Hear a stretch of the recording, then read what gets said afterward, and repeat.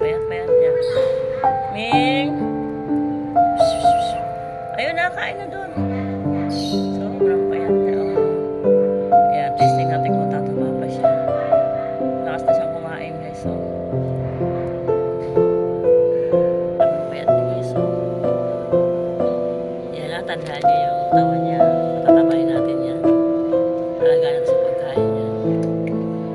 Ayan, alagaan sa pagkain to. Ganyan kapayat yan, di ba? Tatawagin ko siyang payat. Yan ang ano mo, mark at ang mark mo. Ano ba?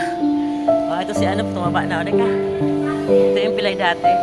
Tapos yung kaliwang mata niya is hindi makakita. Pero pag narinig niya yung kalansing ng ano po, nagaya ng tangkod.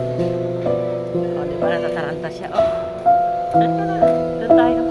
Kapag ganito tayo dito, B. Halika dito. O, taranta siya.